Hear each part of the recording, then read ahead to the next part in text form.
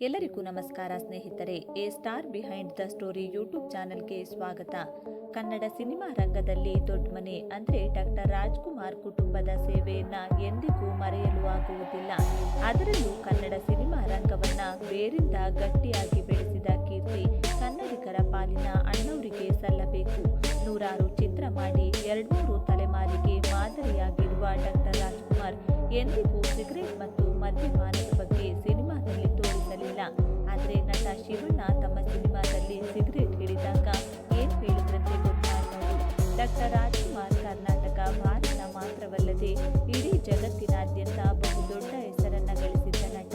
ಈ ನಟ ನಮ್ಮ ನೆಲದವರು ಎನ್ನುವ ಹೆಮ್ಮೆ ಕನ್ನಡಿಗರಿಗಿದೆ. ಇಷ್ಟೆಲ್ಲ ಬೆಳೆದು ನಿಂತರೂ ಅಣ್ಣವರು ಸಮಾಜಕ್ಕೆ ಮಾರಕವಾಗುವಂತಹ ದುಶ್ಚಟಗಳನ್ನು ತಮ್ಮ ಸಿನಿಮಾದಲ್ಲಿ ಮತ್ತು ಜಾಹೀರಾತುಗಳಲ್ಲಿ ತೋರಿಸಲು ಒಪ್ಪಿರಲಿಲ್ಲ. ಹೀಗಿದ್ದಾಗ ಅವರ ಮುಂದಿನ ಪೀಳಿಗೆ ಅಂದರೆ ಅವರ ಪುತ್ರ ಶಿವರಾಜ್ಕುಮಾರ್ ಅವರು ಸಿನಿಮಾದಲ್ಲಿ ಸಿಗರೇಟ್ ಸೇದುವಾಗ ಟೀಕೆಗಳು ಬಂದಿದ್ದವಂತೆ.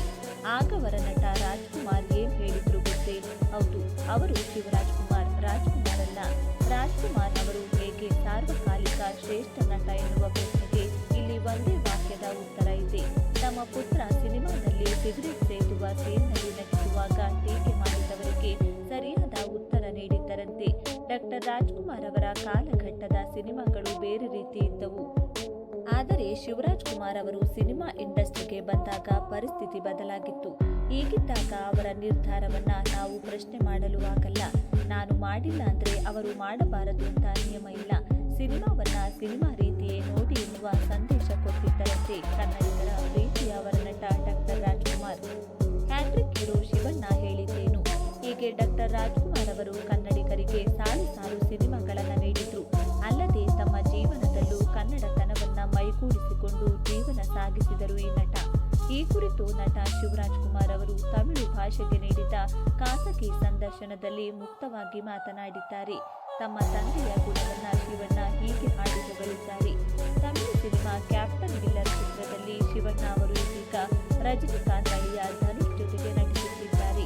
ಈ ಮೂಲಕ ಕನ್ನಡಿಗರ ಗತ್ತು ನೆರೆಯ ತಮಿಳುನಾಡಿನಲ್ಲೂ ಅಬ್ಬರಿಸುತ್ತಿದೆ. ಶಿವಣ್ಣ ಅಪ್ಪರ ಬಲು ಜೋರು. ಕ್ಯಾಪ್ಟನ್ ಮಿಲ್ಲರ್ ಪ್ಯಾನ್ ಇಂಡಿಯಾ ಸಿನಿಮಾವಾಗಿದ್ದು ಕನ್ನಡ, ತಮಿಳು, ತೆಲುಗು ಮತ್ತು ಹಿಂದಿ ಹೀಗೆ ಎಲ್ಲ ಭಾಷೆಯಲ್ಲೂ ರಿಲೀಸ್ ಆಗುತ್ತಿದೆ. ಅರುಣ್ ಮಾತೇಶ್ವರನ್ ಸಿನಿಮಾ ನಿರ್ದೇಶಿಸಿದ್ದರೆ ಧನುಷ್ ಹೊಸ ಅವತಾರದಲ್ಲಿ ಎಂಟ್ರಿ ಕೊಡ್ತಿದ್ದಾರೆ. ಕನ್ನಡ ಸಿನಿಮಾ ರಂಗದಲ್ಲಿ ಹಲವು ದಶಕಗಳಿಂದ ಕಲಾ ಸೇವೆ ಸಲ್ಲಿಸುತ್ತಿರುವ ನಟ ಶಿವಣ್ಣ ಸಿನಿಮಾ ಮಂದಿಗೆ ಮಾದರಿಯಾಗಿದ್ದಾರೆ. ಅದರಲ್ಲೂ ತಮಿಳು ಭಾಷೆಯ ಜೈಲರ್ ಸಿನಿಮಾ ಮೂಲಕ ಬೇರೆ ಇಂಡಸ್ಟ್ರಿಗೆ ಎಂಟ್ರಿ ಕೊಟ್ಟು ಅಬ್ಬರಿಸಿದ್ದಾರೆ. ಈಗ ಮತ್ತೊಂದು ಸಿನಿಮಾ ಮೂಲಕ ತಮಿಳು ಸಿನಿಮಾ ಪ್ರೇಕ್ಷಕರನ್ನ ಫಿದಾ ಮಾಡಲು ಸಿದ್ಧವಾಗಿದ್ದಾರೆ. ಇತ್ತ ಕನ್ನಡಿಗರು ಕೂಡ ಹ್ಯಾಟ್ರಿಕ್ ಹೀರೋ ಶಿವಣ್ಣ ಅವರ ಸಿನಿಮಾಗೆ ಕಾಯುತ್ತಿದ್ದಾರೆ. ಕಳೆದ ವರ್ಷ ಸಾಲು ಸಾಲು ಬ್ಲಾಕ್ ಬಸ್ಟರ್ ಹಿಟ್ ಸಿನಿಮಾಗಳನ್ನ ನೀಡಿದ್ದ ಕೀರ್ತಿ ನಟ ಶಿವಣ್ಣ ಅವರಿಗೆ ಸಲ್ಲುತ್ತದೆ. ಇದೇ ರೀತಿಯ ಮತ್ತಷ್ಟು ಸಿನಿಮಾ ಮಾಹಿತಿಗಳಿಗಾಗಿ ತಪ್ಪದೇ ನಮ್ಮ ಚಾನೆಲ್ ಅನ್ನು ಸಬ್ಸ್ಕ್ರೈಬ್ ಮಾಡಿ. ಧನ್ಯವಾದಗಳು.